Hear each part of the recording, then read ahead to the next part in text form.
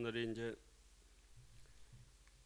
동아사 한문불전대학원 함경 1년차 강의 중에서 32강의인데 그 중에서 20번째 제20강째 강의가 되겠습니다. 오늘은 그 하한경 7처 9회 중에서 제 초회 정멸도량, 즉 다시 말씀드리면은 아란야 법보리장에서 육품 11근 이제 해주 보현보살을 필두로 해서 부처님의 깨달음에 대해서 찬탄을 하고 그 깨달음을 보고 일체 중생들이 신심을 일으킬 수 있는 계기를 마련해 주는 부분들을 하고 있습니다. 지난 시간까지 세주묘원품으로부터 시작해서 세주묘원품에서 부처님 깨달은 사람들의 의보와 정보, 그러니까 주관과 객관, 당체와 작용에 대해서 색성향 미촉법과 안이비설신이 이와 같은 내용들을 가지고 세주묘원품을 시작해서 이제 열의 현상품, 세 번째 보현 삼매품, 그리고 세계 성취품, 또 끝으로 화장세계품. 오늘 이제 마지막 비로자나품까지 이제 연결이 되겠습니다. 전체적으로 1회차의 전체 함경을 보면은 뭐 여러 가지 질문과 대답으로 주로 이제 이루어져가 있습니다. 너무 큰 카테고리가 너무 크다 보니까 가름이 이제 잘 되질 않습니다. 허공이 너무 넓다 보니까 그 영역 표시가 잘 되지 않는 것처럼 조그만 연못 같으면 그 둘레가 짐작이 가겠지만은 너무 큰 바다나 우주 같은 경우는 끝이 없는 경계라서 중중무진이라서 그 좁은 식견으로서는 이제 가름할 수가 없는 것이죠. 흔히 옛말에 쓰면 이런 게 있지 않습니까? 물이 이제 퐁퐁퐁퐁퐁 솟아 올라가지고 이렇게 가득 차면은 넘치는 것을, 작은 잔에서 넘치는 걸 남상이라고 하죠. 범람할 남자, 술잔 상자. 조그만 잔에서 이렇게 이제 물이 범람하는 걸 갖다가 이제 남상이라고 하지 않습니까? 제시 남상하야는 하족 멸정하나니 하는 대목을 우리 치문에서 배운 바가 있으시죠. 그 남상. 낙동강 1300리 길이 항지 태백에 가면은 예에서 시작하다 이런 말이 있잖아요. 그 이제 남상택이 되죠. 그 한강도 이제 저기 강원도 골짜기에서 시작되는 것처럼 여기서 전체적으로 이렇게 내용을 쭉 훑어보면 흔히 이걸 너무 어려워서 방대하니까 옛 말씀에 샘물은 이렇게 넘치면은 자꾸 이렇게 쌓여가지고 넘치는 걸 샘이라고 하죠. 퐁퐁 솟아 올라서. 우물은 어떻습니까? 일정량이 고이면은 그 일정량을 유지를 하죠. 우물은 이렇게 잘 안 넘치죠. 아니, 그렇지 않습니까? 그러니까 샘은 자연스러운 것이고 우물이라고 하는 것은 우리가 억지로 인위적으로라도 그렇게 시도를 해놓은 거 있지 않습니까? 그죠? 자연적인 것은 압력이 이렇게 넘쳐서 차더라도 넘치고, 이와 같은 것은 흔히 이제 부처님의 경계, 불보살의 경계라, 무생법인 얻은 경계라고 이렇게 얘기를 합니다. 샘물 같은 경계, 끊임없이 솟아 넘치고 계속. 근데 노력을 하면은 어느 정도 물을 길어서 먹고 이러면 일정량은 계속 물이 고이는 정도, 자연스럽게 고이지 않습니까? 이것은 수행자, 진정 수행으로 가는 사람들의 능력이라고 하죠. 뭐 옛말에 그런 것을 견줘서 요새 말로 이제 비유로 다시 말씀드리자면, 이렇게 잘못 우리가 함경을 배우게 된다면은 샘물이나 우물처럼 공부를 하는 것이 아니라 수도 물 탱크에 물 받아가지고 이따가 쭉 틀어서 써버리고 나면은, 다 배우고 나면은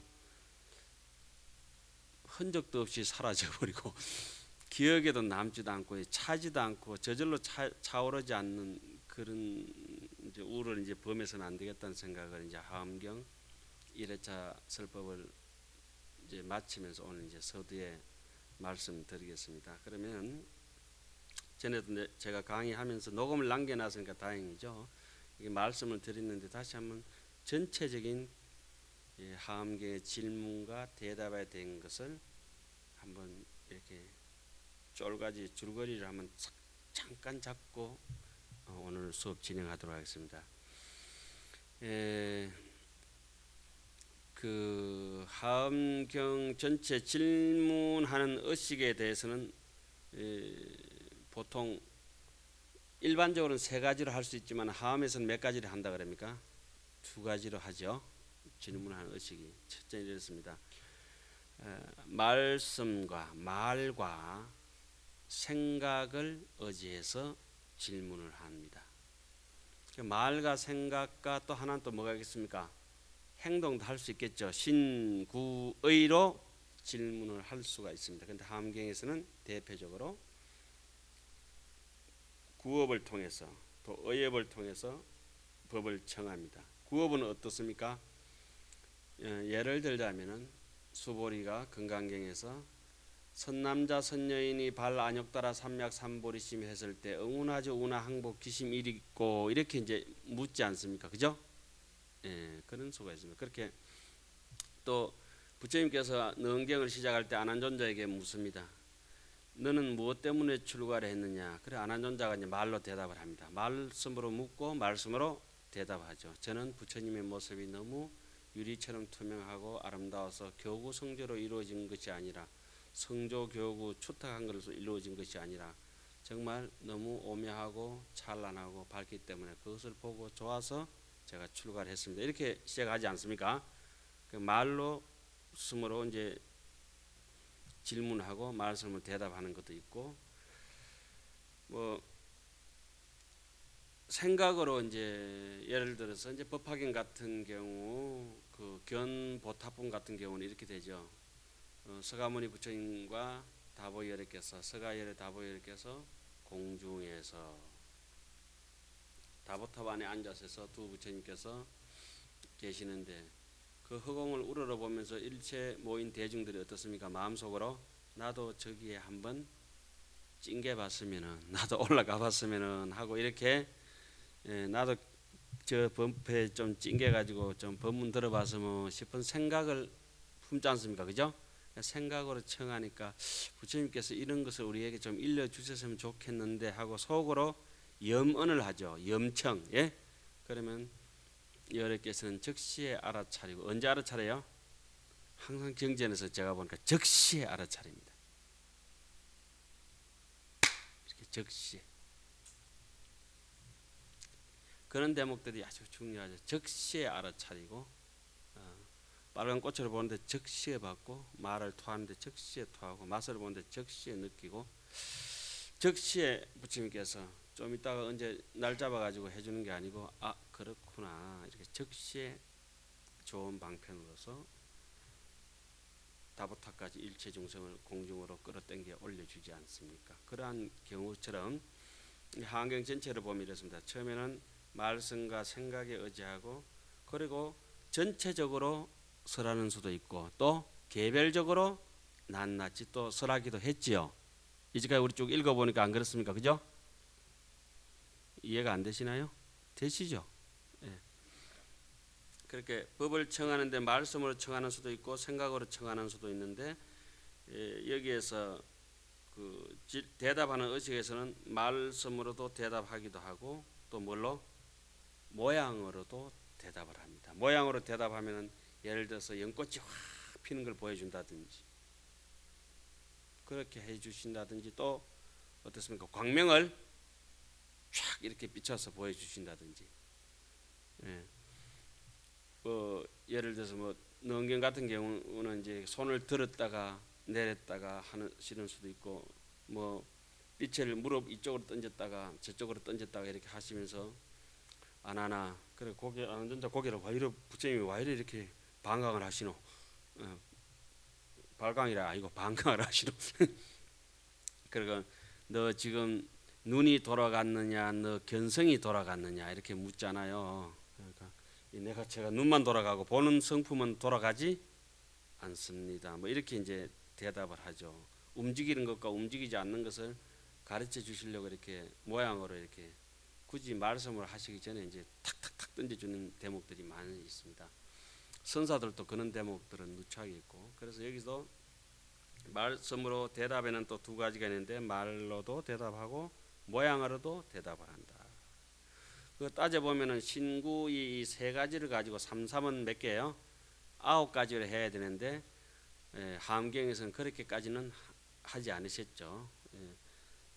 말씀으로 청하고 또 생각으로 청하고, 대답은 뭡니까? 말씀으로 대답하고 모양으로 대답하시고, 이렇게 쭉 나오게 됩니다. 그 네 가지로 경문에는 구성이 되어 있죠. 그 중에 일의 설법 중에서 두 가지 질문과 이제 대답을 갖추게 되는데, 제 열의 현상품에서는 큰 장문으로 생각으로 이렇게 좀 해줬으면 뭘까, 열의 모습은 어떠할까, 그 37가지 뭐 이런 질문을 쭉 이렇게 염두에 마음에 품고, 열의 국토는 어떻게 생겼고, 열의 그 저게 뭐 몸은 어떠하시고, 열의 뭐 어디 공양 받는 거는 신구의 삼업은 어떻게, 이런 게 있잖아요. 열의 안목은 어떠하고, 열의 세계는 어떠한가, 이런 게 대해서 속으로 이렇게 가만히 생각을 합니다. 그렇게 이제 생각으로 청하고 또 찬탄하면서 공양하는 음성으로도 청하게 됩니다. 열의 현상품에 보면은.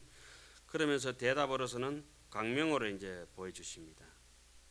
열의 현상품에서 강명이 어디서 나오죠? 중치간 방광. 또 어디 있어요? 일성 미간에서 방광하시고, 어디선가 들려오는 목소리가 있죠. 그 이해자 설법 가면은 어디에서 방광하십니까? 강명각품의 발바닥에서. 어디에 있어요? 발바닥에. 여러분들이 착하게 알고 계십니다. 그 3회차 도리천에 올라가면은 방광을 어디서 하게 되겠습니까? 발가락에서. 발가락에서 정확하게 이제 알게. 십지품을 설할 때는 발가락에서, 야마천궁에서는 설법하실 때는 어디에서? 발등에서. 예? 발등에서 설법하시고, 도솔천에는 굽혔다 폈다 하니까 무릎에서 설륜방광. 무릎에서 설륜방광을 하시고, 그리고 타자재천에서는 어디에서 방광하십니까? 백호 미간에서 방광하시는 모양들이, 거기에 제 믿음을 설법하니까 이것이 믿음이 발바닥처럼 근본이다, 그러니까 모양으로서 보여주시는 거죠. 그래서 이해를 잘 해야 되고 이론적으로 강해야 된다 하고, 이론을 설명할 때는 낱낱이 발가락의 모양에 힘을 줘가지고 지탱할 수 있는 이론을 겸비할 수 있도록 산발대 딱 세워주듯이 그렇게 이제 겸비해주고, 실천을 할 때는 발등에서 양족부에서 방광을 하게 되죠. 그리고 해양을 설하고 이럴 때는 주고받고 하는 십행품 뭐 이렇게 신무진양품 같은 것처럼 그렇게 설법을 하죠. 그리고 드디어 이제 한이롭게 잡념이 떨어지고 한이지의 세계로 들어오면은 일성중도 백호 미간에서 설법을 하시고, 그 설법이 다 마치고 나면 천상에서 보광명전 땅바닥에서 비로소 내려와서 이제 전부 다 이제 추수를 다 해가지고 단단 해가지고 낱낱 알곡식을 가만히 이렇게 추수해서 거두어 담듯이 그렇게 이제 탈곡을 해서 담는 품들이 이제 십등, 집동, 집인품, 아등띠품, 여수량하는 그런 품 있지 않습니까? 거기 내려와서 좀 낱낱이 알곡식을 다 타작해서 담고 이세간품에서 다시 한번 이것이 하암경이다. 그래서 이세간품 다시 한번 이제 곡식 짓는 방법부터 시작해서 낱낱이 설법을 하죠. 그것도 이제 이해가 안 되면은 끝으로 가서 제 9회차 설법에서 합니다. 그 8회차 설법도 200가지로 질문하고 답은 몇 가지를 합니까? 2000가지로 한다고 말씀드렸죠. 예? 병사 2000, 운흥 병사 200, 운흥 800, 저 2000이라고. 예. 하여튼 이 열의 현상품에서는 그렇게 생각으로 청하고 공양 음성으로 이제 또 청하는 게 있고, 강명으로 법주를 보여주시고, 또 꽃을 나타내가 유일대연하하니 뭐 이런 대목이 나왔지 않습니까? 예? 제가 그 대목에서 뭐라고 말씀드렸죠? 이것이 화음이다 이렇게 말씀드린 바가 있습니다. 꽃을 나타서 이치는 연꽃과 같다, 이와 같다 이치를 표해 줍니다. 그리고 거기에는 또 대중들이 쫙 많은 것을 나타내 가지고, 대중을 나타낸 뜻은 어디에 있겠습니까? 대중이 있으면 그 낱낱의 그 수준에 맞는 가르침이 있어야 될 것 아니겠습니까? 그죠? 인연 따라서. 그래서 대중을 나타내는 것은 가르침을 표하는데 대중을 모양을 나타내는 것이니까 모양으로서 대답을 대중을 이렇다 하고 나타내는 것입니다. 예. 그러니까 주먹을 들고 이러면 네 죽는다 이렇게 욕하는 거고 이러면 잘 가라 이런 뜻이 않습니까? 그죠? 이게 하나의 표를 할 때도 손짓을 할 때도 손가락질을 하느냐 손가락을 오라고 하느냐 가라고 하느냐 이게 모양을 따라 가지고 지금 그 사람의 의도를 정확하게 표현하고 있는 것이죠. 예.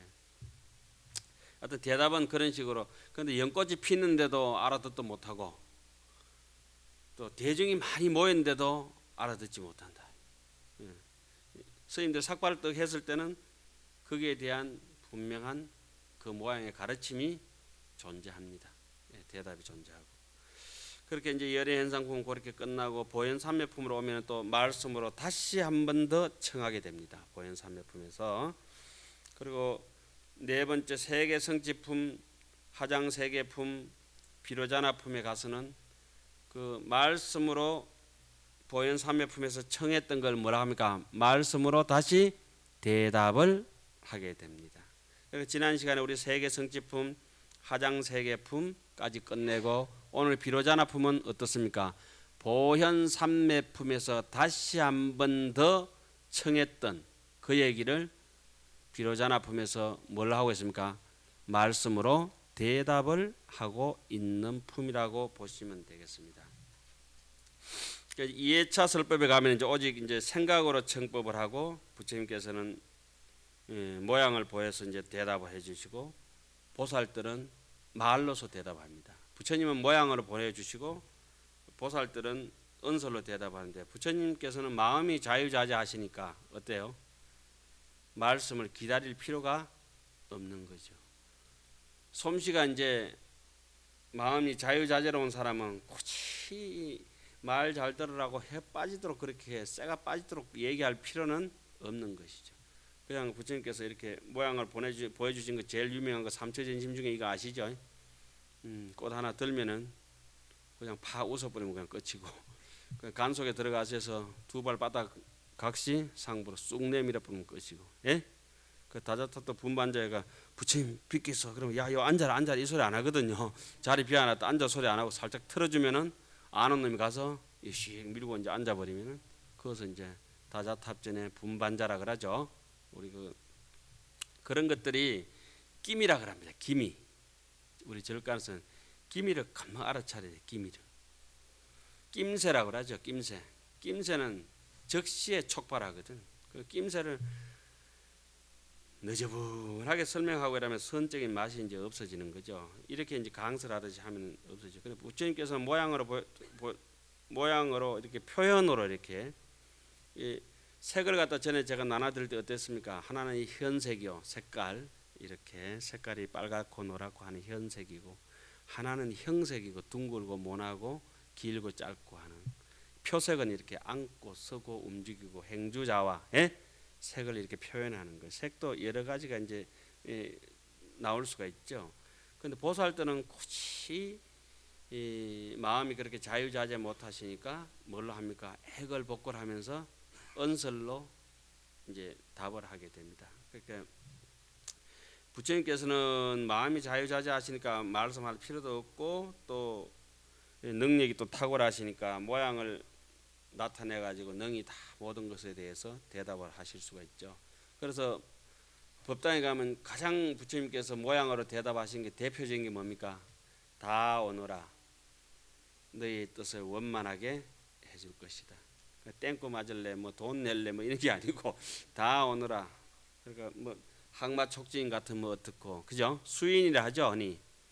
우리 왜 그 저기 뭐 대령 간역할 때도 수인 막 이렇게 하지 않습니까? 밀교식 비슷하게 해가지고 그렇게 하더라도 합장해도 뜻이 있을 것이고 차수해도 뜻이 있을 것이고 무슨 손을 들면 드는 대로 내리면 내리는 대로 저렇게 지금 계시는 입장에서 부처님께서 그 뭐 모든 이들이 이제 모양을 하는데 부처님이 여기서 뭐 다른 걸 뭘 들고 계실 때 뭘 잡고 짐물을 잡고 계실 때든지 손을 이렇게 뭉쳤을 때 펼쳤을 때 뭐 예를 들어서 뭐 상품 상생인을 이렇게 하고 계신다든지 비로자나 전 같은 경우 직언일을 하고 계신다. 이 뜻이 다 그거 전하는 의미가 모양으로 전하는 거죠.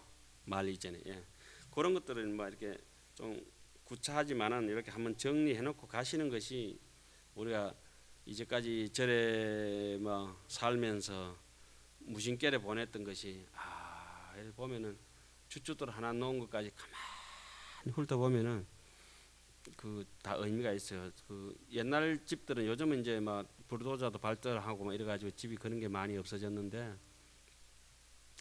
우리 어릴 때만 해도 이제 절에 이제 지금 뭐 갑자기 장비들이 좋아져서 그랬죠. 그러면 이 땅이 평평한 게 아니고 이렇게 삿갓집 이런 데도 있습니다. 그럼 뒤에 집 뒤에 요사체 기둥은 짧고 기둥마다 다 달라요. 앞에 기둥은 또 길고 그리고 뒤에 바위 깎기 힘들면 그대로 놔두고 긴 것은 긴 대로 짧으면 짧은 대로 이렇게 해놓죠. 바깥에도 뭐 매 한 가지입니다. 그 대표적인 건축이 제가 보니까 이제 삼척 죽서루 같은데 그런 건